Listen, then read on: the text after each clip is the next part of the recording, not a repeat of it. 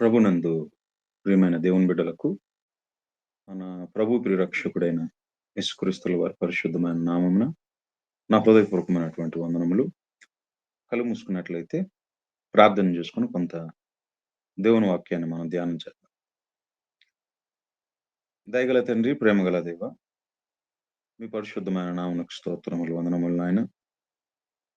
తండ్రి, సమయంలో మీ వాక్కులను ధ్యానించడానికి మీరు మాకు ఇచ్చినటువంటి ఈ చక్కటి అనుకూలమైనటువంటి సమయముకై, అవకాశముకై మీకు నిండు వందనములు యేసునామాన్ని చెల్లిస్తూ ఈ సమయంలో మీ బిడ్డలతో మరి తండ్రి మీ మాటలను చెప్పనై ఉన్నటువంటి నీ దాసుడు వట్టివాడు, బలహీనుడు నాయన. నన్ను కృపతో జ్ఞాపకం చేసుకొని బలపరిచి సమయోచితమైన జ్ఞానమును అనుగ్రహించి మీ ఆత్మశక్తితో మరి తండ్రి బలపరిచి ఏ మాటలైతే మీ బిడ్డల కొరకు మీరు పొందుపరిచారో ఆ మాటలను మరి తండ్రి సమర్థవంతంగా నేను చెప్పగలుగుటకు ఒక సాధనంగా మరి తండ్రి వాడుకొనమని వేడుకుంటూ నన్ను మీ కృపకు అప్పగించుకుంటూ ఈ ప్రార్థన మీ ప్రియ కుమార రక్షకుడైన యేసు శక్తి కలిగిన నామమును మీకు సమర్పిస్తున్నాను తండ్రి.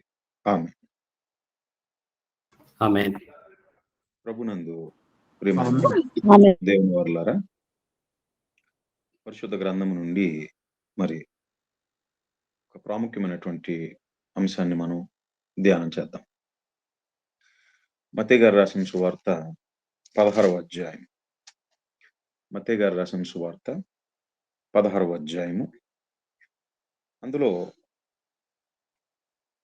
5వ వచనం నుంచి మనం చదువుదాం. మత్తయి గారు రాసిన సువార్త 16వ అధ్యాయము 5వ వచనం నుంచి చదువుకుంటూ వెళ్దాం. చూడండి. ఆయన శిష్యులు అద్దరికి వచ్చి రొట్టెలు తెచ్చుటకు మరచిరి. అప్పుడు యేసు చూచుకొనుడి, పరిసయ్యులు సద్దుకయ్యులు అనువారి పులిసిన పిండిని గూర్చి జాగ్రత్త పడుడని వారితో చెప్పెను. ఏమండి? పరిసయ్యులు సద్దుకయ్యులు అనువారి పులిసిన పిండిని గూర్చి జాగ్రత్త పడుడని వారితో చెప్పాను. కాగా వారు మనము రొట్టెలు తేనందున కదా ఈ మాట చెప్పినని తమలో తాము ఆలోచించుకొనుచుండిరి. యేసు అది ఎరిగి, అల్ప విశ్వాసులారా, మన యొద్ద రొట్టెలు లేవని మీలో మీరెందుకు ఆలోచించుకొనుచున్నారు? మీరింకను గ్రహింపలేదా? 5 రొట్టెలు 5,000 మందికి పంచిపెట్టినప్పుడు ఎన్ని గంపలు ఎత్తితిరో అది అయినను, 7 రొట్టెలు 4,000 మందికి పంచిపెట్టినప్పుడు ఎన్ని గంపలు ఎత్తితిరో అదైనను మీకు జ్ఞాపకం లేదా? నేను రొట్టెలను గూర్చి మీతో చెప్పలేదని మీరెందుకు గ్రహింపరు? పరిసయ్యులు సద్దుకయ్యులను వారి పులిసిన పిండిని గూర్చి జాగ్రత్త పడుడని చెప్పాను. ప్రియమైన దేవుని వారలారా, మనం చదువుకున్నటువంటి ఈ సందర్భంలో మహనీయుడైనటువంటి యేసుక్రీస్తుల ప్రభువారు ఆయన చెప్తున్నటువంటి మరి మాట ఏంటనంటే, శాస్త్రులు పరిసయ్యులు అను వారి పులిసిన పిండిని గురించి జాగ్రత్త పడమని అన్నాడండి. వెంటనే పిండి అని అనగానే మరి శిష్యులకు జ్ఞాపకం వచ్చింది ఏంటనంటే, రొట్టెలు జ్ఞాపకం వచ్చాయి. అరే, మనం రొట్టెలు తీసుకురాలేదు కదా, అందుకని మరి గురువు గారు ఇదిగో పిండిని గురించినటువంటి ప్రస్తావన చేస్తున్నారు అని అనుకుంటున్నారు వాళ్ళు. అయితే యేసుక్రీస్తుల ప్రభువారు అంటున్నారు, మరి కొన్ని వేల మందికి మనం రొట్టెలు పంచి ఇచ్చాం కదా, అలాంటిది రొట్టెల గురించి నేను ఆలోచిస్తానా? నేనేం చెప్పాలని అనుకుంటున్నానో దాన్ని మీరు గ్రహించాలి.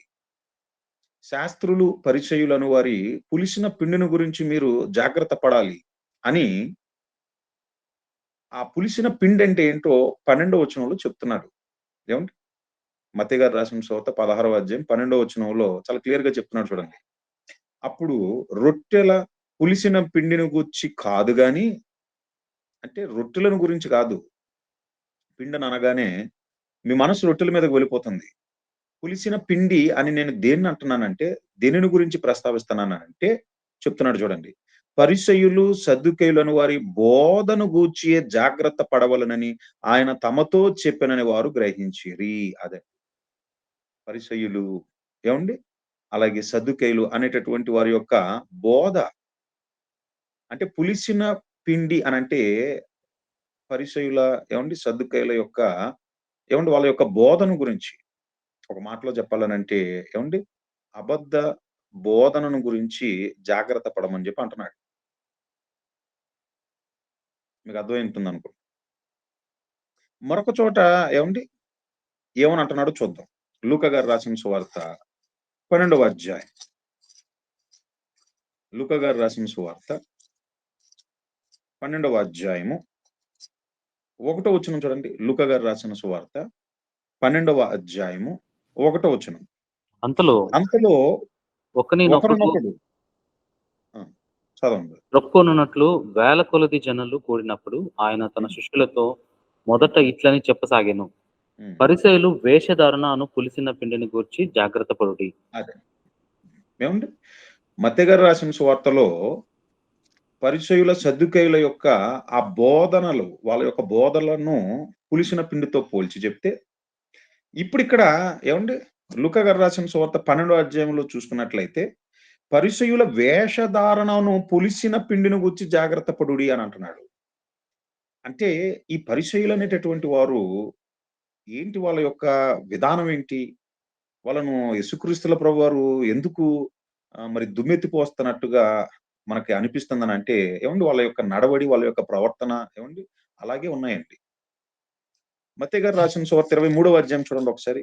మత్తయి గారు రాసిన సువార్త 23వ అధ్యాయం అందులో 2వ వచనాన్ని చెప్తుంది. ఏమంటే 1, 2 వచనాలను మనం చూసుకుందాం. మత్తయి గారు రాసిన సువార్త 23వ అధ్యాయము 1, 2 వచనాలు. అప్పుడు యేసు జనసమూహములతోను తన శిష్యులతోను ఇట్లనెను.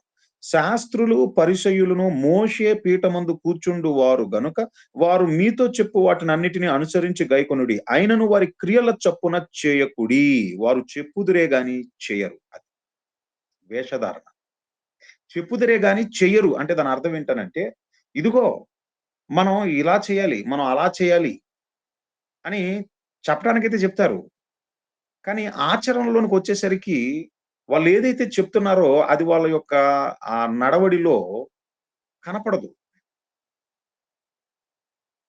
అర్థమవుతుంది కదా ప్రియమైనటువంటి దేవుని వర్లారా? అంటే వేషధారణ. ఇంకా కిందకి చెప్తున్నాడు చూడండి. 4వ వచనంలో చెప్తున్నాడు. పెన్నుంటే అర్జెంట్‌గా అండర్‌లైన్ చేసుకోండి. మోయ సఖ్యము కాని భారమైన బరువులు కట్టి మనుషుల భుజముల మీద వారు పెట్టుదురే గాని తమ వేలితోనైనను వాటిని కదిలింపనొల్లరు. అంటే అవసరమైతే సువార్త కోసం మన ప్రాణాలనైనా ఇవ్వాలి అని చెబుతారు గాని దేవుని కోసం ఏమండి పట్టుమని ఏమండి ఒక గంట కూడా ఏమండి కష్టపడలేరు. అవసరమైతే మన ఆస్తులైనా సరేసి మనం అమ్మేసి దేవుని కోసం ఇవ్వాలని అంటారు గాని ఏమండి వాళ్ళకున్నటువంటి వేలల్లో కనీసం వందలు కూడా ఇవ్వరు. అంటే మీకు అర్థమవటానికి చెప్తున్నాను ఉదాహరణలు. ఇప్పుడున్నటువంటి కాలంలో ఏమంటే మనం తీసుకున్నట్లయితే ఈ టైప్ క్యారెక్టర్ అన్నమాట. ఎవరిది? పరిసయులది. వాళ్ళు చెప్పుదురే కానీ వాళ్ళు చెయ్యరు వేషధారణ. ఏమండి ఐదో వచనం. మనుషులకు కనబడు నిమిత్తము తమ పనులన్నీయు చేయుదురు.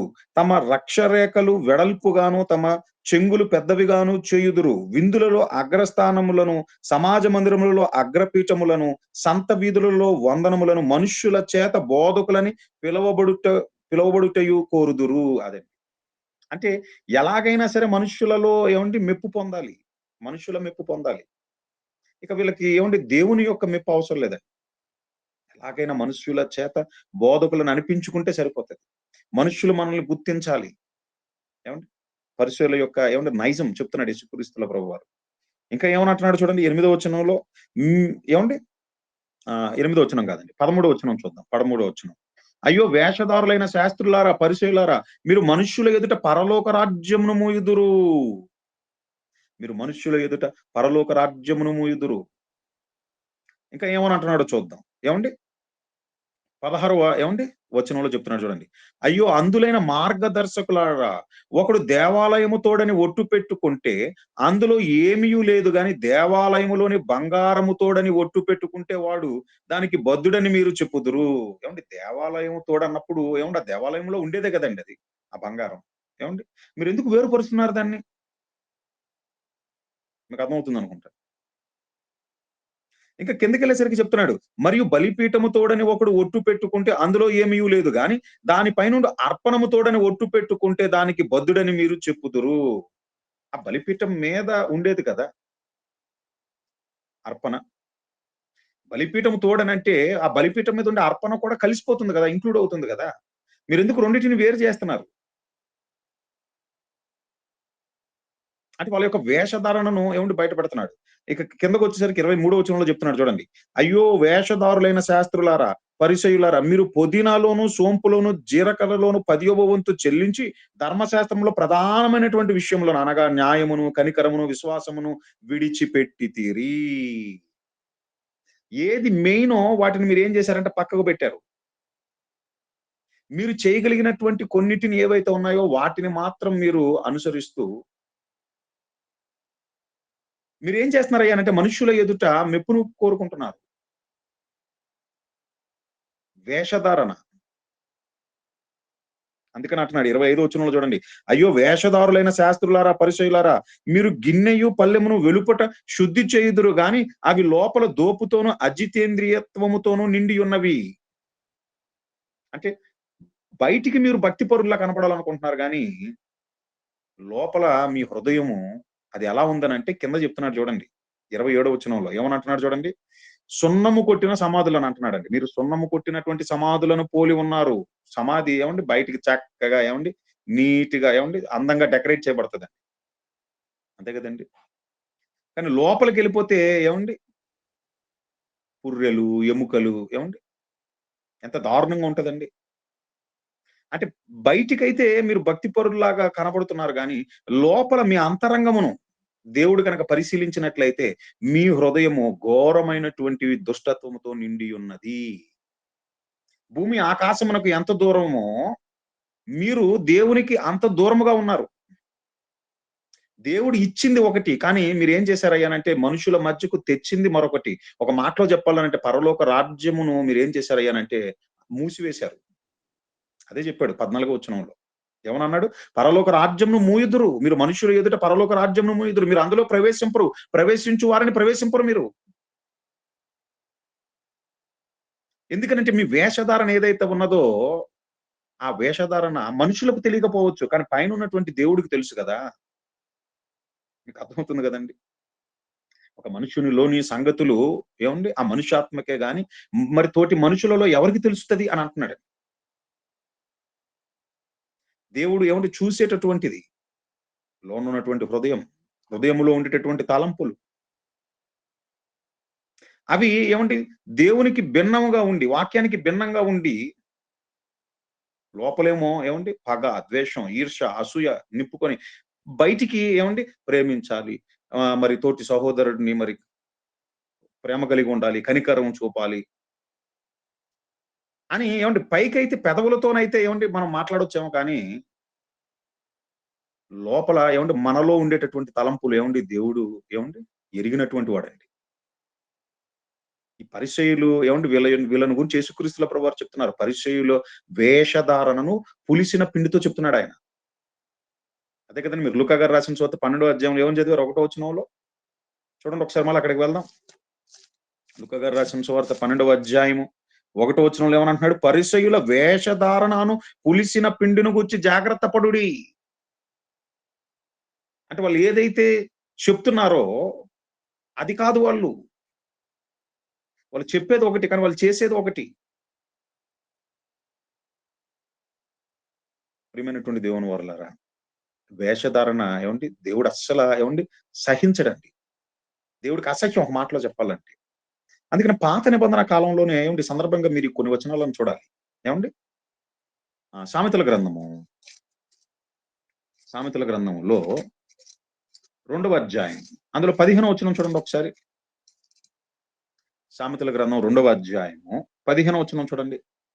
వారు నడుచుకొను త్రోవలు వంకరివి, వారు కుటిల వర్తనులు. అంటే పైకి ఒకటి కుటిల వర్తనుడంటే వాడు చెప్పేది ఒకటి, కానీ లోపల వాడు అనుకునేది వేరొకటి. ఒక మాటలో చెప్పాలనంటే బయటికి గొర్రె, కానీ లోపల వాడు క్రూరమైనటువంటి తోడేలు. అందుకని అంటున్నాడు అట్టి వాడిని ఏమంటే వాడి యొక్క త్రోవలు ఎలా ఉంటాయి అంటున్నాడు చూడండి. వారు నడుచుకున్న త్రోవలు వంకరివి, వారు కుటిల వర్తనులు. ఇదే సామెతల గ్రంథం 6వ అధ్యాయము 12వ వచనం చూడండి. సామెతల గ్రంథము 6వ అధ్యాయము 12వ వచనం. కుటిలమైనటువంటి మాటలు పలుకువాడు పనికి మాలిన వాడును దుష్టుడునై ఉన్నాడు. అంటే ఈ వేషధారులను దుష్టుని సంబంధులు అని అంటున్నాడు దేవుడు. చాలా క్లియర్ గా చెప్తున్నాడు. ఇంకా ఏమని అంటున్నాడో చూసుకున్నట్లయితే ఇదే సామెతల గ్రంథం 10వ అధ్యాయం 9వ వచనం చూడండి. సామెతల గ్రంథం 10వ అధ్యాయం 9వ వచనం. యథార్థముగా ప్రవర్తించువాడు నిర్భయముగా ప్రవర్తించును, కుటిల వర్తనుడు బయలపడును. అంటే వేషధారుడు ఏదో ఒక రోజు ఏమండి వాడి వేషధారణ అనేది ఏమండి బట్టబయలైపోతుందండి.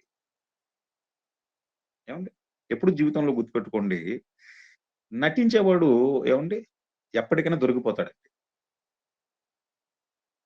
వేషం ఏమండి అదే చెప్తున్నాడు దేవుడు చెప్పిన మాట అది. కుటిల వర్తనుడు బయలపడును. అంటే వాడి యొక్క ఒరిజినల్ ఏంటనేది ఒక రోజు కాకపోయినా ఒక రోజైనా సరే ఏమండి తెలిసిపోతది జనాలకి. తర్వాత ఏమని అంటున్నాడంటే అట్టి వాడికి ఏ మేలు లేదని అంటున్నాడు. ఇదే సామెతల గ్రంథం ఏమండి 12వ అధ్యాయం 8దో వచనం చూడండి.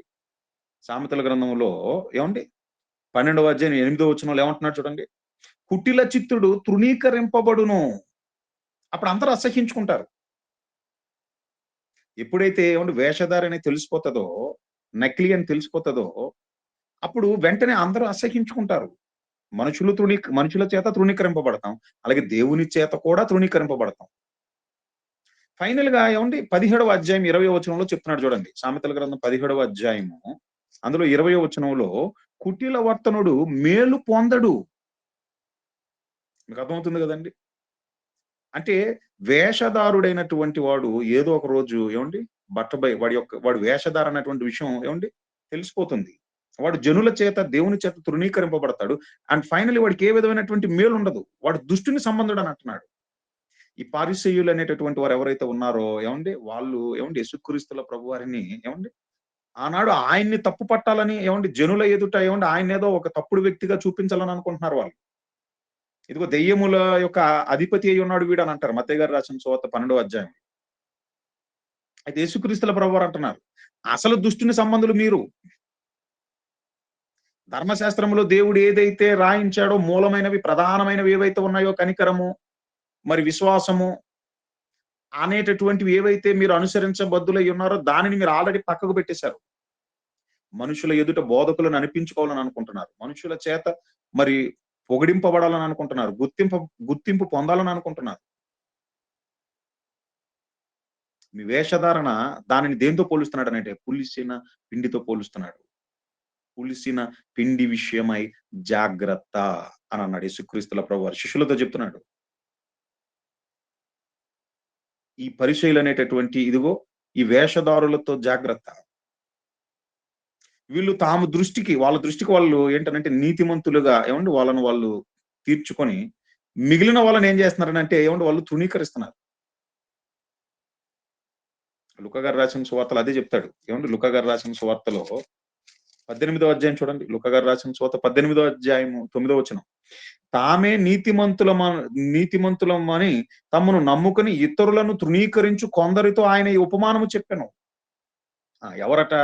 ప్రార్థించుటకు ఇద్దరు మనుషులు దేవాలయానికి వెళ్ళిరి. వాళ్ళలో ఒకడు పరిసయుడు, ఒకడు సుంకరి.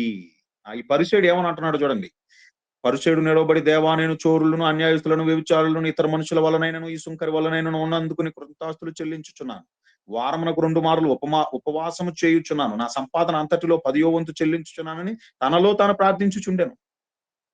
అంటే వాడి దృష్టికి వాడు నీతిమంతుడుగా అనుకుని ఇతరులను ఏం చేస్తున్నాడనంటే తృణీకరిస్తున్నారండి పరిసయ్యులు. అయితే యేసుక్రీస్తుల ప్రభువారు అంటున్నారు నాయన అసల దేవునికి మీరు చాలా దూరంగా ఉన్నారు. ఏది మూలమైనదో ఏది ప్రధానమైనదో ధర్మశాస్త్రంలో దాన్ని ఎప్పుడో మీరు పక్కకు పెట్టేశారు. ఆచారాలకు మీరు ఏం చేశారయ్యానంటే చోటిచ్చారు.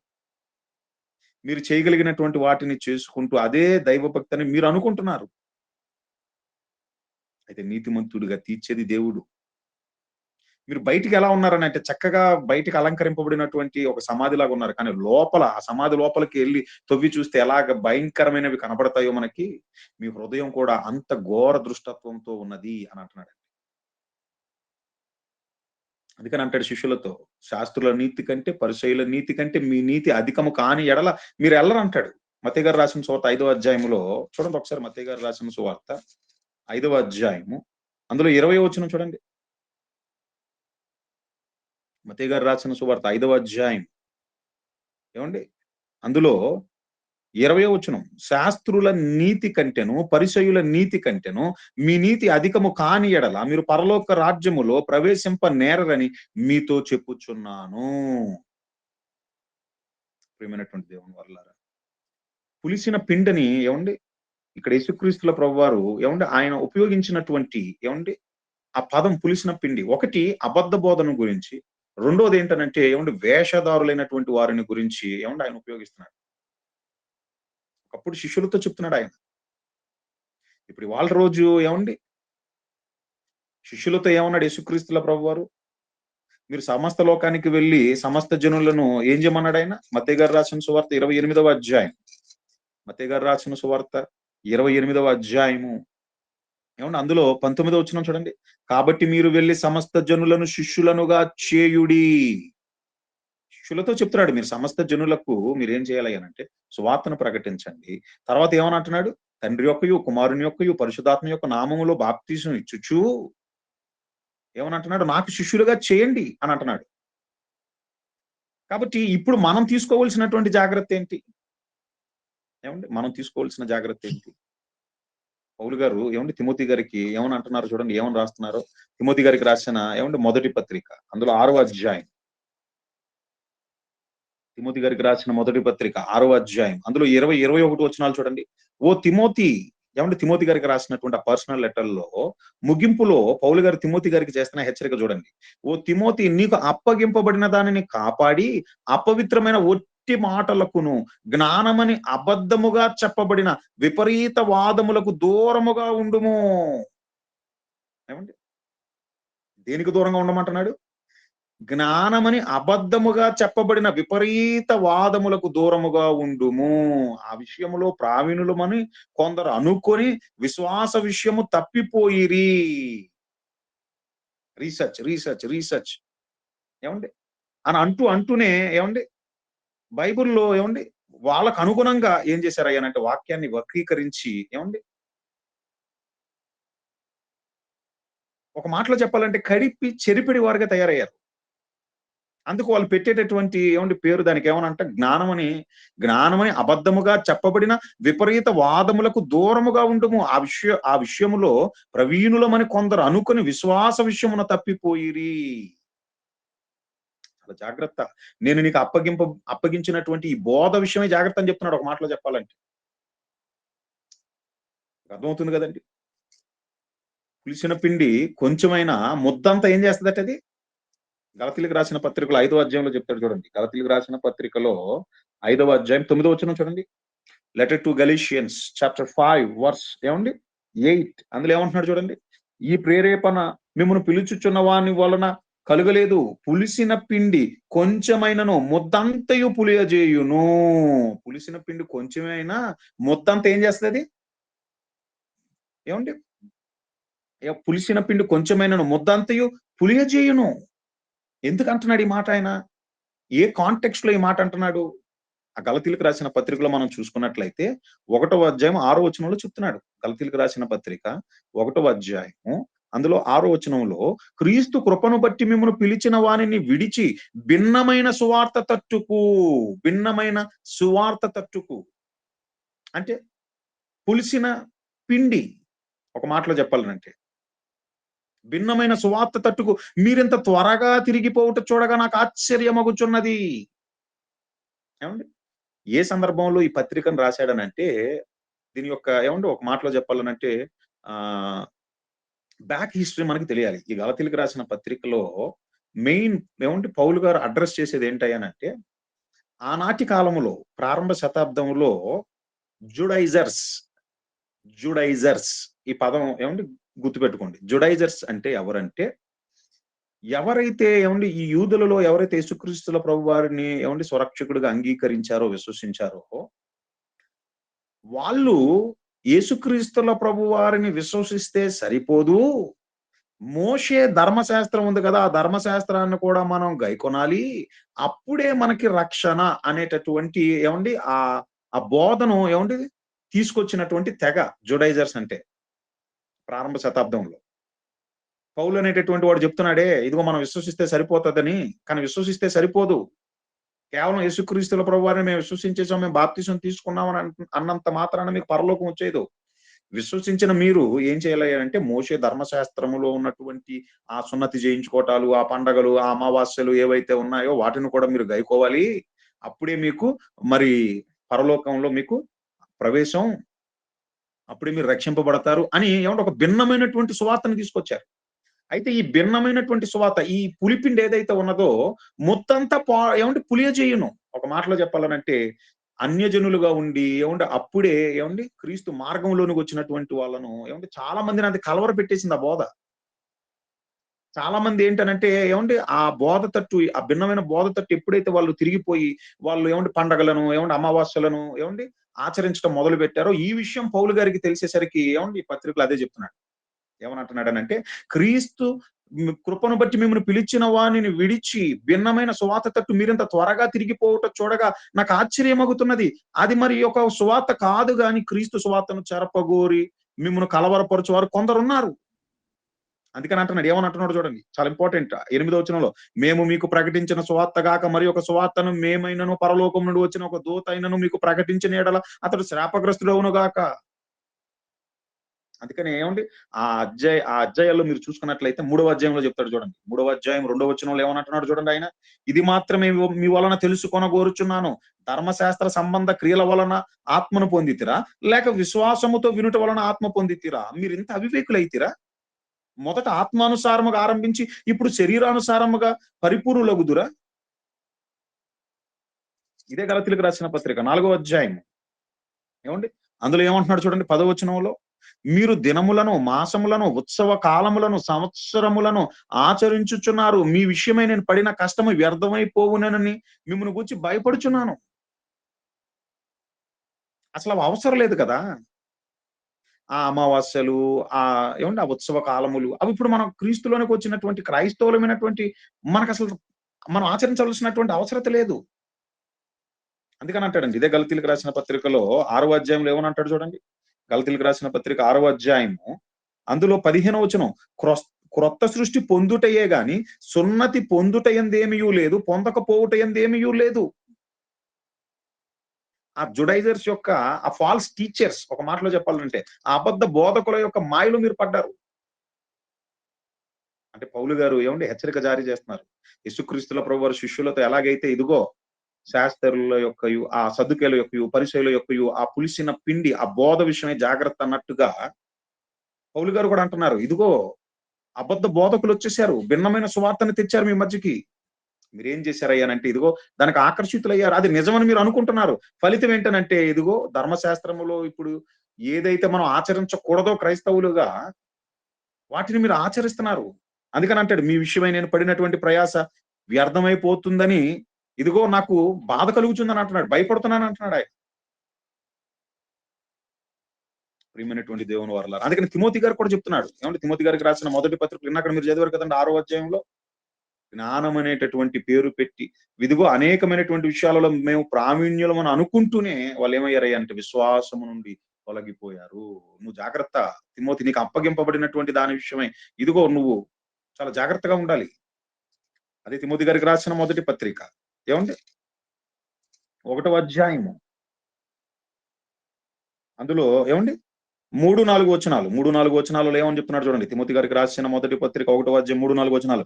నేను మాసిదోనియకు వెళ్ళుచుండగా సత్యమునకు భిన్నమైన బోధ చేయవద్దనియు, కల్పనా కథలను, మితము లేని వంశావళులను, విశ్వాస సంబంధమైన దేవుని ఏర్పాటుతో కాక వివాదములతోనే సంబంధము కలిగి ఉన్నవి గనుక వాటిని లక్ష్య పెట్టవద్దనియు, కొందరికి ఆజ్ఞాపించుటకు నీవు ఎఫెసులో నిలిచి ఉండవలనని నిన్ను హెచ్చరించిన ప్రకారం ఇప్పుడును హెచ్చరించుచున్నాను.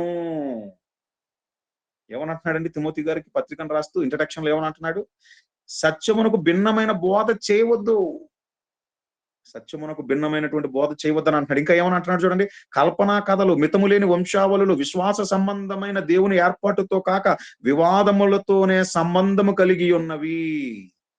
వాటికి చాలా దూరంగా ఉండాలి. తిమోతి, పులిసిన పిండి విషయమే జాగ్రత్త, అబద్ధ బోధ విషయమే జాగ్రత్త.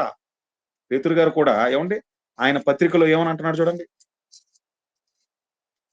పేతురు గారు కూడా ఆయన రాసినటువంటి పత్రిక, 2వ పత్రిక, పేతురు గారు రాసిన 2వ పత్రిక అందులో 2వ అధ్యాయము ఏమండి అందులో 1వ వచనంలో ఏమని అంటున్నాడు చూడండి. మరియు అబద్ధ ప్రవక్తలు ప్రజలలో ఉండిరి. అటువలననే మీరును అబద్ధ బోధకులను ఉందురు. అటువలనే మీలోను అబద్ధ బోధకులుందురు. వీరు తమను కొనిన ప్రభువును కూడా విసర్జించుచు తమకు తమకు తామే శీఘ్రముగా నాశనము కలుగజేసుకొనుచు నాశనకరమగు భిన్నాభిప్రాయములను రహస్యముగా బోధించుదురు. మరియు అనేకులు వారి పోకిరి చేష్టలను అనుసరించి నడుతురు. వాళ్ళని ఎలా కనిపెట్టాలి? ఎలా కనిపెట్టాలని అంటే, ఇదిగో ఒకప్పుడు ఆ పరిసయ్యులైనటువంటి వారు ఎలాగైతే వేషధారణతో ఉన్నారో, వీళ్ళు కూడా ఏవండీ మీకు తెలిసిపోతారు వాళ్ళు కూడా. వాళ్ళ నడవడిని కనిపెట్టండి అంటున్నాడు. అందుకనే చెప్తున్నాడు చూడండి 2, 3 వచనాలలో. ఏమనంటున్నాడు? వీరిని బట్టి సత్య మార్గము దూషింపబడును. వారు అధిక లోబులై కల్పనా వాక్యములు చెప్పుచు మీ వలన లాభము సంపాదించుకొందురు. వాళ్ళకు డబ్బు అవసరమైందా? ఇదే పరిశుద్ధ గ్రంథంలో నుండి ఏవండీ కొన్ని వచనాలను చూపిస్తాను.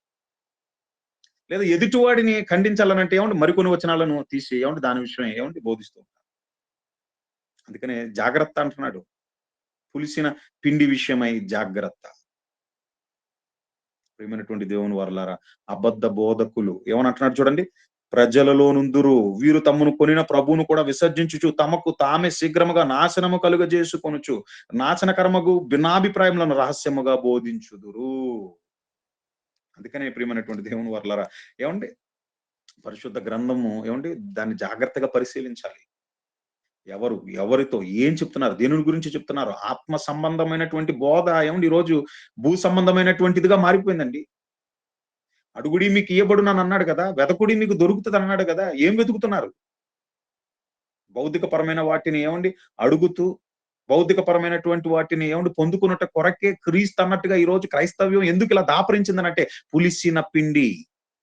బోధ మారిపోయింది.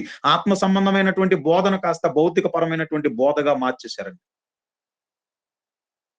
అందుకేనండి పౌలు గారు అంటారు ఫిలిప్పీయులకు రాసిన పత్రికలో ఏమనంటున్నాడు చూడండి 3వ అధ్యాయం. ఫిలిప్పీయులకు రాసిన పత్రిక 3వ అధ్యాయం 17వ వచనం. సహోదరులారా మీరు నన్ను పోలి నడుచుకొనుడి. మేము మీకు మాదిరిమై ఉన్న ప్రకారము నడుచుకొని వారిని గురిపెట్టి చూచుడి. అనేకులు క్రీస్తు శిలువకు శత్రువులుగా నడుక్కొనుచున్నారు. ఎలాగా చెప్తున్నాడు చూడండి 19వ వచనంలో. వారు తాము సిగ్గుపడవలసిన సంగతుల యందు అతిశయపడుచున్నారు. భూ సంబంధమైన వాటి యందే మనస్సుంచుచున్నారు. అదే భూ సంబంధమైన వాటి యందే మనస్సుంచుచున్నారు. ఒకప్పుడు ఏవండీ ఈ పరిశుద్ధ గ్రంథం ప్రారంభంలో ఏవండీ మనల్ని మనం మార్చుకోవటానికి ఏవండీ మనం చదువుతున్నటువంటి మనము ఈ రోజు చేసినటువంటి తప్పుకు ఏవండీ సిగ్గుపడవలసింది బదులు, మారవలసింది బదులు, చేసిన తప్పును సమర్థించుకోవడానికి ఈ రోజు ఇదే పరిశుద్ధ గ్రంథాన్ని పరిశీలిస్తున్నామనంటే సిగ్గుచేటండి అది. డాక్టర్ గారు ఏవండీ మందు తాగినా పర్లేదండి. ఆరోగ్యానికి మంచిదన్నారండి. పరిశుద్ధ గ్రంథంలో ఏవండీ తిమోతి గారికి రాసిన మొదటి పత్రిక 5వ అధ్యాయములో ఏవండీ తిమోతి గారికి రాసినటువంటి మొదటి పత్రిక 5వ అధ్యాయము అందులో 23వ వచనంలో ఇక మీదట నీళ్ళే త్రాగక నీ కడుపు జబ్బు నిమిత్తం తరచుగా వచ్చు బలహీనత కోసము ద్రాక్షరసము కొంచెముగా పుచ్చుకొనమని ఆల్రెడీ మరి అడ్వైస్ చేశారు కదండి పౌలు గారు తిమోతి గారికి. కాబట్టి మందు తాగినా పర్లేదు అని సమర్థించుకునేటటువంటి వాళ్ళు ఉన్నారండి. లేకపోలేదు. ఏమండి? పలానా శాస్త్రవేత్తలు ఇన్ని సంవత్సరాలు ప్రయోగం చేసి, ఇదిగో ఇది తాగటం ఆరోగ్యానికి మంచిదని అన్నారండి. కాబట్టి ఇదిగో పరిశుద్ధ గ్రంథంలో కూడా ఉంది కాబట్టి ఏవండీ ఇలా వాక్యాలను ఏవండీ తప్పు చేయటం కోసం, తప్పు చేస్తూ ఏవండీ ఆ తప్పును ఒప్పుకోకుండా, సరి చేసుకోకుండా, చేసిన తప్పును సమర్థించుకోవటం కోసం ఏవండీ లేఖనాలను తీసుకుంటున్నామనంటే ఏవండీ అంతకంటే సిగ్గుచేటు మరొకటి ఉండదండి. అట్టి పులిసిన పిండైనటువంటి వేషధారులైనటువంటి వారి విషయమై మీరు జాగ్రత్త అని అంటున్నాడు. అందుకని అంటున్నాడు చెట్టు మంచిదైతే ఏమండి దాని ఫలములు కూడా మంచివే. మంచి చెట్టు అది చెడ్డ ఫలములను ఇవ్వదు. చెడ్డ చెట్టు మంచి ఫలములను ఫలింపదది. అందుకని అంటున్నాడు చెట్టు మంచిదైనదా దాని ఫలములను చూడండి. చెట్టు మంచిదో కాదో ఎలా చెప్పగలరు మీరు? దాని ఫలాలను బట్టే. ఆ చెట్టు ఇచ్చేటటువంటి ఫలాలను బట్టి అది ఏ చెట్టో మీరు ఒక కంక్లూజన్‌కి రాగలుగుతారు మీరు. ఎందుకనంటే మంచి చెట్టు అయినది మంచి ఫలాలనే ఇస్తదది. అందుకని అంటున్నాడు పౌలు గారు ఏమని అంటున్నారు ఫిలిప్పీయులకు రాసిన పత్రికలో, ఇదిగో చాలా మంది క్రీస్తు శిలువకు శత్రువులుగా నడుచుకొనుచున్నారు. భూ సంబంధమైన వాటి మీద మనస్సుంచుతున్నారు. మన పౌరస్థితి పరలోకంలో ఉంది కదా! మనం ప్రకృతి సంబంధమైనటువంటి మనసు కలిగినటువంటి వారముగా మనం యోచించరాదు కదా! మనం ఆత్మానుసారంగా నడవవలసినటువంటి వారమై ఉన్నాము కదా. అందుకని అంటున్నాడు జాగ్రత్త. తమను కొనిన ప్రభువుని సైతం వాళ్ళు విసర్జించి కల్పనా కథలు, అధిక లోబులై, అందుకని అంటున్నాడు నాశనమే వారి అంతం అని అంటున్నాడు. యేసుక్రీస్తుల ప్రభువారు కూడా అదే చెప్పాడు శిష్యులతో. ఏమన్నాడంటే, ఇదిగో ఈ పరిసయ్యులు అనేటటువంటి వాళ్ళ యొక్క వేషధారణ, ఆ పులిసిన పిండి విషయమే జాగ్రత్త. వారు చెప్పుదురే గాని వారు చేయరు. ధర్మశాస్త్రంలో ఉన్నది బేసికల్ గా ఉన్నది ఒకటి ప్రధానమైనది.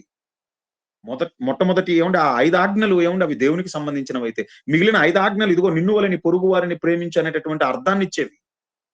అయితే విచిత్రం ఏంటనంటే మూలమైనటువంటి దానిని పక్కకు పెట్టారు. బయటికెళ్ళొచ్చామా, ఇదిగో మనం స్నానం చేయాలి. భోజనానికి ముందు చేతులు కడుక్కోవాలి. ఏమంటే వీటికి ఇంపార్టెన్స్ ఇచ్చారండి. పుదీనాలోను, జీలకర్రలోను, సోంపులోను 10% ఇస్తున్నామా? అగో వారానికి 2 సార్లు ఉపవాసం ఉంటున్నామా? ఏమండి? తిండి తిప్పలు మానేసి, నీ ప్రాణాన్ని ఆయాసపరుచుకొని, మనుషుల ఎదుట మొఖాన్ని వికారం చేసుకొని, ఇలా ఉంటారు పరిసయ్యులు అనేటటువంటి వారు. మీరు అలా ఉండటానికి వీల్లేదు అంటున్నాడు యేసుక్రీస్తుల ప్రభువారు. నీ ఆహారము ఇదిగో నువ్వు ఉపవాసం ఉన్నప్పుడు ఆహారం ఎవరికి పెట్టాలి? అవసరతలో ఉన్నవాడు, ఆకలితో ఉన్నటువంటి వాడు. నువ్వు మళ్ళీ తిరిగి వాడికిచ్చినప్పుడు వాడు తిరిగి నీకు సహాయం చేయనటువంటి వాడికి నువ్వు పెట్టాలి. అర్థమవుతుంది గదండీ! యేసుక్రీస్తుల ప్రభువారు అదే జెప్పారండి. అసలైనటువంటి ఉపవాసం, దేవుడికి నచ్చేటటువంటి ఉపవాసం. యెషయా గ్రంథంలో చెప్తాడండి. 58దో అధ్యాయంలో చెప్తాడు. యెషయా గ్రంథము 58దో అధ్యాయం. ఈ సందర్భంగా ఒకసారి అక్కడికెళ్ళొద్దాం. యెషయా గ్రంథం 58వ అధ్యాయం. ఏమండి? అందులో 3వ వచనం. మేము ఉపవాసం ఉండగా నీవెందుకు చూడవు?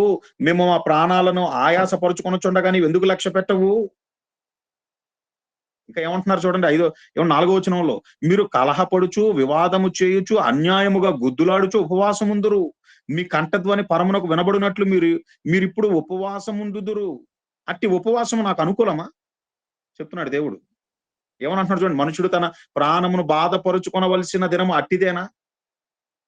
ఒకడు బూడిదలో కూర్చున్నంత మాత్రాన, ఎలుగెత్తి ఏడ్చినంత మాత్రాన, తిండి తిప్పలు మానేసినంత మాత్రాన, ప్రాణాన్ని ఆయాసపరుచుకొని నా దగ్గరకొచ్చి మొరపెడుతున్నంత మాత్రాన నాకిష్టం అనుకుంటున్నారా మీరు అలా చేయటం? నాకిష్టమైనది ఏంటో చెప్తున్నాడు చూడండి. దేవుడికి ఇష్టమైనది చెప్తున్నాడు. 6వ వచనం నుంచి చెప్తున్నాడు చూడండి. దుర్మార్గులు కట్టిన కట్లను విప్పుటయు, కాడిమాను మేకులు త్రియుటయు, బాధింపబడిన వారిని విడిపించుటయు, ప్రతి కాడిని విరగగొట్టుటయు నేను ఏర్పరచుకున్న ఉపవాసము గదా! నీ ఆహారము ఆకలి కొనినవానికి పెట్టుటయు, నీ రక్త సంబంధికి ముఖము తిప్పకుండుటయు, దిక్కుమాలిన బీదలను నీ ఇంట చేర్చుకొనుటయు, వస్త్రహీనుడు నీకు కనబడినప్పుడు వానికి వస్త్రములిచ్చుటయు, ఇదియే కదా నాకిష్టమైన ఉపవాసం. ఏమండి? ఇదండి దేవుడు కోరుకున్నది. నిన్ను వలె నీ పొరుగు వారిని ప్రేమించు అన్నది అది నీ నడవడిలో కనిపించాలి. ఓ వేషధారి అయినటువంటి పరిసయ్యుడా, నీ మొఖాన్ని వికారం చేసేసుకొని, ఇదిగో నువ్వు ఉపవాసం ఉంటున్నట్టుగా అనేకులకు తెలియాలని నువ్వు అనుకుంటున్నావు. నువ్వేం చేసినా 10 మందికి తెలియాలని బూర ఊదించుకోవాలని నువ్వు అనుకుంటున్నావు. మనుషుల ఎదుట నువ్వు నీతిమంతుడిగా అగపడాలని అనుకుంటున్నావు. మనుషులు గుర్తించాలని ఒక బోధకునిగా నువ్వు అనుకుంటున్నావు. కానీ ఆయన ఏమంటున్నాడంటే, రహస్యమందున్న నీ తండ్రి చూస్తున్నాడు. నీ హృదయాన్ని ఆయన పరిశీలిస్తున్నాడు. అది ఘోరమైనటువంటి వ్యాధి కలిగినదిగా ఉన్నదది. ఆయన కోరుకుంటున్నది ఏంటో తెలుసా?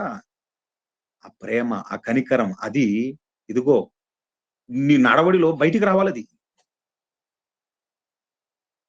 మీకు అర్థమయ్యేలా చెప్తాను. బెస్ట్ ఎగ్జాంపుల్ అండి. ఏమండి ఇప్పుడు నిజమైన దేవుడు బిడ్డ ఎవడో, వేషధారి ఎవడో తెలిసిపోద్దండి. ఈ ఉదాహరణతో మీకు తెలిసిపోతది. ఏమండి నా కళ్ళ ముందు నా తోటి సహోదరుడు ఏమండి బాధపడుతూ నాకు కనిపించాడండి. ఏమండి చాలా అవసరతలో ఉన్నాడు. చాలా బాధల్లో ఉన్నాడని నాకు తెలుసండి. ఒక మాటలో చెప్పాలనంటే ఏమండి అతనికి కొంత ఆర్థికంగా ఏమండి ఒక 2000, 3000 అవసరం ఉందని నాకు తెలుసు. నా దగ్గర ఏమండి డబ్బుందండి. నా దగ్గర ఒక 5000 దాకా ఉందండి. అందులో ఏమండి నేను ఒక 2000 ఇవ్వచ్చు. ఇచ్చే స్థితిలో నేనున్నాను. కానీ నా దగ్గర పెట్టుకొనది ఏమండి నేను అతనికి ఇవ్వకుండా ప్రార్థన చేద్దాం బ్రదర్. ఖచ్చితంగా ప్రార్థన చేద్దాం. మీ గురించి నేను చేస్తాను ప్రార్థన అని ఏమండి నేను మోకరించేసి, ఎలుగెత్తేసి ఏమండి ప్రభువా నా సహోదరుడు ఆపదలో ఉన్నాడు. సహాయం చేయి, సహాయం చేయి అని ఏమండి నేను ప్రార్థించాననుకోండి. దేవుడికి ఏమంటే అసహ్యుడినవుతాను. చేదరించుకుంటాడాయన. నీ దగ్గర ఉన్నాయి కదరా! ఆ 5000 2000 ఇస్తే అతని యొక్క అవసరతను తీర్చిన వాడవు అవుతావు కదా! మళ్ళీ నాకెందుకు మొరపెట్టటం? మీకు అర్థమవుతుంది కదండీ! నీ సహోదరుడు అవస్థలో ఉన్నాడని నీకు తెలుసు, నువ్వు ఇవ్వగలిగేటటువంటి స్థితిలో నువ్వు ఉన్నావు. నీకున్న 5,000లో 2,000 ఇస్తే అయిపోయింది కదా. నీ సహోదరుడి ఎడల నువ్వు ప్రేమను కనపరిచినట్లే కదా. నువ్వు చేసిన ఈ సహాయం రహస్యమందు అది ఊరికనే పోదు. పరమందున్నటువంటి నీ తండ్రి చూస్తున్నాడు. దానికి ప్రతిఫలం ఆయన ఇస్తాడు. మీరు పరిశుద్ధులకు ఉపచారము చేసి ఇంకనూ తన నామమును బట్టి మీరు చేయుచున్నటువంటి లేదా మీరు చూపుతున్నటువంటి ప్రేమను మరుచుటకు ఆయన అన్యాయస్తుడు కాడు కదా. అక్కడితో అయిపోయే దానికి నువ్వెందుకు నీ దగ్గర ఉంచుకొని వాడిని సమాధానంగా ఎళ్ళు, పర్లేదు దేవుడు మిమ్మల్ని ఆదుకుంటాడు, కాపాడతాడు, నేను ప్రార్థన చేస్తాడని పంపించేసి ఎందుకు ఈ వేషధారణ? ఎవరిని మోసం చేయాలనుకుంటున్నావు? అడుగుతున్నాడండి దేవుడు. ఈరోజు క్రైస్తవులైనటువంటి వారి యొక్క పులిసిన పిండి, వాళ్ళ యొక్క వేషధారణ బట్టి దేవుడు అసహ్యించుకుంటున్నాడు చాలా మంది. జీవించుచున్నారన్నటువంటి పేరైతే ఉంది గాని మీరు నా దృష్టిలో మృతులే. దేవుడు ఏమంటే గమనిస్తున్నాడండి. ఆయన యథార్థవంతుడు కదండి. దేవుడు యథార్థవంతుడు కదా. కీర్తనల గ్రంథం ఏమంటే 18వ అధ్యాయం చూడండి. కీర్తనల గ్రంథం 18వ అధ్యాయం. అందులో ఆయన ఎవరట? 30వ వచనం. కీర్తనల గ్రంథం 80 ఏమంటే 18వ అధ్యాయము అందులో 30వ వచనం. దేవుడు యథార్థవంతుడు. ఆయన యథార్థవంతుడండి. యథార్థవంతులంటే ఏమంటే ఆయన చాలా ఇష్టం. 11వ అధ్యాయం సామెతల గ్రంథం 11వ అధ్యాయము. సామెతల గ్రంథము 11వ అధ్యాయము అందులో 20వ వచనం చూడండి. యథార్థముగా ప్రవర్తించువారు ఆయనకి ఇష్టులు. మీరు దేవునికి ఇష్టలు అవ్వాలనుకుంటున్నారా? అయితే మీలో పులిసిన పిండి ఉండటానికి వీల్లేదు. మీలో వేషధారణ ఉండటానికి వీల్లేదు. ఆదివారం ఏమండి మన గుడికి రాగానే ఏమండి మనం మొత్తం ఏమండి ఎంత సైలెంట్ అయిపోతామో. ఏమంటే పిన్ డ్రాప్ సైలెంట్. ఇక మనం ఏమండి మనలో ఉండేటటువంటి ఏమండి ఆ భక్తి అనేది ఏమండి అలా బయటకు వచ్చేస్తూ ఉంటదండి. అలా ఏమండి మందిరం నుంచి 4 అడుగులు బయటికేసి ఎప్పుడైతే ఏమండి మనం వీధిలోనికి వస్తామో ఏమండి అప్పుడు మనలో ఉండేటటువంటి వాడు అసలైన వాడు బయటకు వస్తాడండి. మరి అప్పటి వరకు మందిరంలో వద్దండి. దేవుడికి అది నచ్చదండి. మన గురించి ఏమండి సర్టిఫికేట్ ఏమండి ఎవరు ఇవ్వాలి చెప్పండి? మన ఇంట్లో వాళ్ళు ఇవ్వాలి. మన సంఘం వారు ఇవ్వాలి. నా గురించి నేను చెప్పుకోకూడదండి. నా గురించి ఏమండి నా ఇంట్లో ఉన్న వాళ్ళు చెప్పాలి నేనేంటనేది. నా గురించి ఏమండి నేనెళ్ళే సంఘం వాళ్ళు, నేను పనిచేసేటటువంటి ఆ చోట ఉండేటటువంటి వాళ్ళు చెప్పాలి. అదెప్పుడు సాధ్యపడతది? ఏమండి నా నడవడి బాగున్నప్పుడు చెట్టు మంచిదైతే ఏమండి అదిచ్చే ఫలములు కూడా మంచిదేనండి. దేవుడు అంటున్నాడు నాయన వేషధారణ నాకస్సల పడదు. ఎందుకంటే నేను యథార్థవంతుడిని. నా పిల్లలు యథార్థవంతులుగా ఉండాలనే నేను కోరుకుంటున్నాను. యథార్థవంతులై సత్య సంబంధమైనటువంటి సంగతుల విషయమై వారు అనుభవ జ్ఞానం కలిగిన వారై ఉండాలి. అది దేవుడు కోరుకునేదండి అది. ఒకప్పుడు పరిసయ్యులలో ఏమండి మిస్ అయింది అదే. వాళ్ళలో యథార్థత లేదు. మీకు అర్థమవుతుందో లేదో? ధర్మశాస్త్రంలో ఇచ్చినటువంటి ఏమంటే మూలమైనటువంటి వాటిని పక్కకు పెట్టారు. దేవుడిచ్చింది ఏమంటే మార్గం. కానీ మార్గాన్ని మూసి మతానికి ఏమంటే యోధా మతానికి చోటిచ్చారు వాళ్ళు. అందుకంటున్నాడు యేసుక్రీస్తుల ప్రభువు పరిసయ్యుల ఆ పులిసిన పిండి విషయమే జాగ్రత్త. పులిసిన పిండి కొంచెమైనను ముద్దంతా అది ఏం చేస్తదంటే పాడు చేసేస్తది. పులిసిపోయేలాగా చేస్తది అది. తాను చెడిన వాడు 10 మందిని చెడుపుతాడన్నట్టు ఇదిగో ఈ అబద్ధ బోధల వలన, ఇదిగో ఈ వేషధారణ ఇదంతా ఎందుకో తెలుసా? ఇదంతా ఎందుకో తెలుసా? ఇక్కడ ఈ భూమి మీద ఏదో లబ్ధి పొందాలని. ఒకడు ఏమండి మరొకడి దగ్గర నటిస్తున్నాడంటే కారణం ఏంటి చెప్పండి? వాడి నుంచి ఏదో ఆశించాడు కాబట్టే ఏమండి వాడి యొక్క మెప్పు పొందటం కోసం, వాడు అనుకున్నది ఏమండి వాడి దగ్గర నుంచి పొందుకోవటం కోసం, అందుకని ఏం చేశాడయ్యానంటే వేషం వేస్తున్నాడు. వద్దండి. మనుషులు మనల్ని అసహించుకున్నా పర్లేదు. మనుషులు మనకు సహాయం చేయకపోయినా పర్లేదండి. మనం యథార్థవంతులుగా ఉండాలి గాని దేవుడు మనకు సహాయం చేస్తాడు. ఏదో రూపంలో మనకు సహాయం చేస్తాడు. దేవుడు ఏమండి ఎవరంటే ఆయనకి ఇష్టలట? అదే చెప్తున్నాడు 11వ అధ్యాయం. ఏమండి? అందులో ఏమండి? ఏమంటున్నాడు 20వ వచనంలో? యథార్థముగా ప్రవర్తించువారు ఆయనకిష్టులు. ఇంకా ఇదే సామెతల గ్రంథం 15వ అధ్యాయం చివరగా ఏమండి? సామెతల గ్రంథం 15వ అధ్యాయం 8వ వచనం చూడండి. భక్తిహీనులు అర్పించు బలులు యెహోవాకు హేయములు. యథార్థవంతుల ప్రార్థన ఆయనకు ఆనందకరము. మీరు దేవునికి ఏమండి ఇష్టలు అవ్వాలని అనుకుంటే ఒకటేనండి యథార్థత. యథార్థముగా ఏమండి ప్రవర్తించేటటువంటి వారు ఆయనకి ఇష్టలు. అంతరంగమందు ఏమండి ఆయన కోరుకుంటున్నది ఏంటయ్యానంటే ఏమండి యథార్థత. వేషధారణ అంటే అస్సలు పడదండి ఆయనకి. ప్రారంభంలో చూసుకున్నాం కదా! కుటిల వర్తనులు బయలుపరచబడతాడు. అప్పుడు తృణీకరింపబడతాడు. వాడికి ఏ విధమైనటువంటి మేలుండదు. యేసుక్రీస్తుల ప్రభువారిలో మనకు కనిపించేది యథార్థత.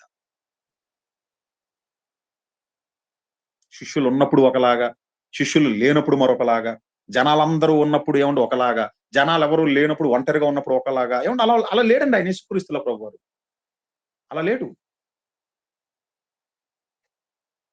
మహనీయుడిలో కనిపిస్తున్నది యథార్థత.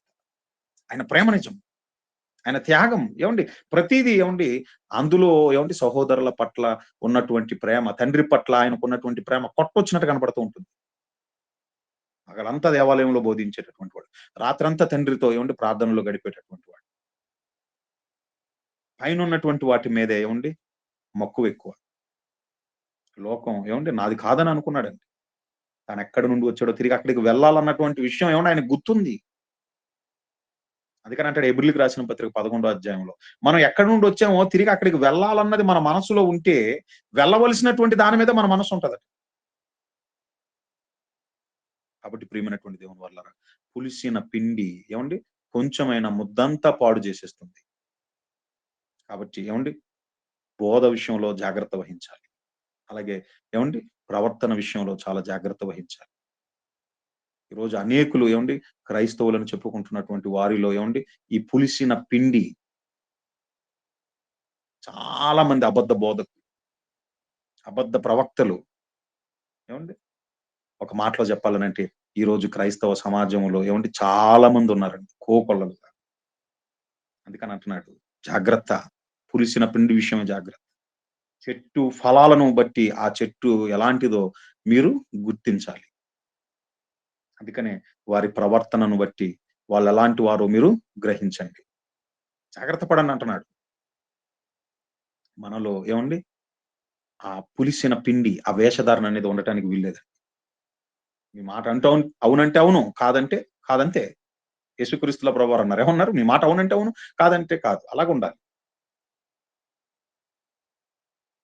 కాబట్టి ప్రియమైనటువంటి దేవుని వల్లారా, మనం యథార్థవంతులుగా ఉండాలి. ఆ పరిసయ్యుల వేషధారణ అనేది మనలో ఉండటానికి వీల్లేదండి. ఏదో ఆదివారం ఒక 2, 3 గంటలు ఆ మందిరంలో ఉన్నంత వరకు భక్తిపరులుగా ఉంటూ, తర్వాత మళ్ళీ మన ఇళ్ళకు వెళ్ళినప్పుడో లేకపోతే మన పనుల్లో మనం ఉన్నప్పుడు లోకంలో లోకస్తులుగా మళ్ళీ మందిరానికి రాగానే మళ్ళీ అక్కడ భక్తి పరుల్లాగా ఇలా ఉంటే దేవుడికి మనం అస్సలు ఇష్టపడము. నచ్చం అసలు మనం బేసికల్‌గా. అందుకంటున్నాడు మీలో వేషధారణ ఉండటానికి వీల్లేదు. అలాగే బోధ విషయమే జాగ్రత్త. వాక్యాన్ని పరిశీలించండి, పరిశోధించండి. ఎవరు ఏం చెప్తున్నారు? చెప్తున్నటువంటి మాటల్లో ఉన్నటువంటి వాస్తవం ఎంత? అసలు పరిశుద్ధ గ్రంథంలో అలాగ రాయబడిందా లేదా?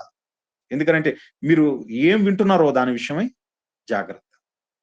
ఎందుకనంటే బోధను స్వార్థ ప్రయోజనాల కోసము వక్రీకరించి మార్చేసేటటువంటి అబద్ధ బోధకులు ప్రారంభ శతాబ్దంలోనే అనేకులైతే మరి నేడు ఇంకెంతమందో మీరు ఆలోచించండి. కాబట్టి పులిసిన పిండి విషయమై జాగ్రత్త. ఇప్పుడు మీకు అర్థమైంది కదండీ! పులిసిన పిండిని బోధన గురించి, అబద్ధ బోధన గురించి పులిసిన పిండితో పోల్చి ఒకానొక సందర్భంలో చెప్పాడు.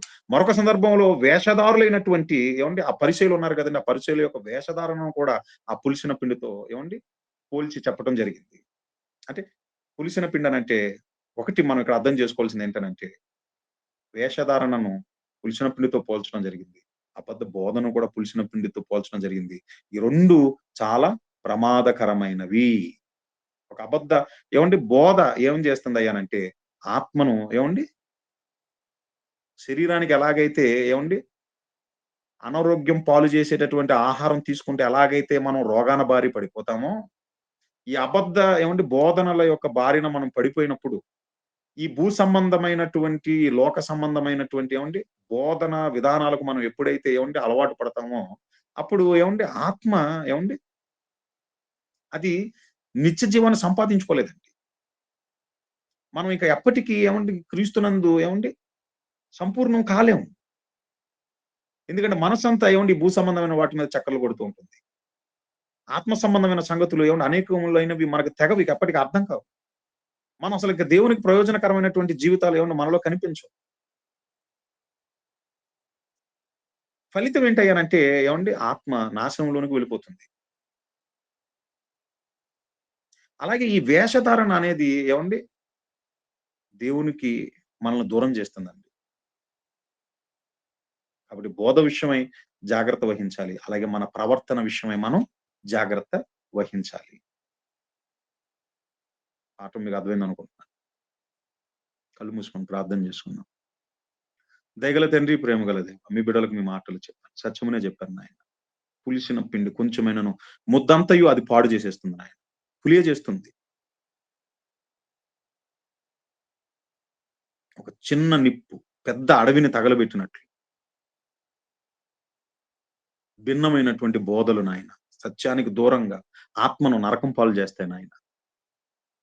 అలాగే తండ్రి, భూ సంబంధమైనటువంటి మనస్సు కలిగి మనిషి ఎప్పుడైతే స్వార్థపూరితమైనటువంటి ఆలోచనలు వాటితో నిండుకుంటాడో అప్పుడు పైకి భక్తిపరుడుగా ఉంటాడు గాని లోపల మరి తండ్రి వాడు వేషధారి అయి దుష్టుని సంబంధి అయి అనేకులను మరి తండ్రి మోసం చేసి అనేక మందిని మరి తండ్రి నాశనం వైపుకు పంపుతాడు నాయన. కాబట్టి వేషధారణ అనేది మీకు నచ్చనిది నాయన. వేషధారణ అనేటటువంటి ఆ పులిసిన పిండి మాలో ఉండటానికి వీల్లేదు నాయన. మేము యథార్థవంతులమై మీకిష్టులుగా మరి తండ్రి మేము నడుచుకోవాలి. మీరు యథార్థవంతులు, మీ బిడ్డలుగా మేము యథార్థవంతులుగా ఉండాలని మీరు కోరుకుంటున్నారు. పైకి భక్తి పరులుగా ఉంటూ లోపల మరి తండ్రి లోకాన్ని ప్రేమిస్తూ ధనమే ధ్యేయంగా భావించి లోకమే శాశ్వతం అనుకొని లోక ఆశలు అనేటటువంటి వలయంలో చిక్కుకొని తండ్రి ఫలితంగా మీకు శత్రువులమై నిత్యాగ్నికి మేము జారుకొనకుండా మా యందు మాకు మరి తండ్రి శుద్ధ హృదయమును అనుగ్రహించండి తండ్రి. యథార్థ హృదయము కలిగినటువంటి వారమై సత్యమును మరి తండ్రి అన్వేషిస్తూ తెలుసుకున్నటువంటి ఆ సత్యానికి తగినట్లుగా మరి తండ్రి మేము జీవ మార్గమందు మరి తండ్రి నడుచుకొను లాగున బుద్ధిమంతులను పోలి మరి తండ్రి వెలుగు సంబంధులుగా మరి తండ్రి మీ కొరకు మంచి ఫలాలను ఫలించగలిగేటటువంటి అయోగ్యకరమైనటువంటి బ్రతుకులను మా సొంతం చేయమని ప్రాధేయపడుచు మమ్మల్ని మీ కృపకు అప్పగించు. ఈ ప్రార్థన మీ ప్రియకుమారు మరక్షకుడైన యేసయ్య శక్తి కలిగిన నామమున మీకు సమర్పిస్తున్నాను తండ్రి. ఆమేన్.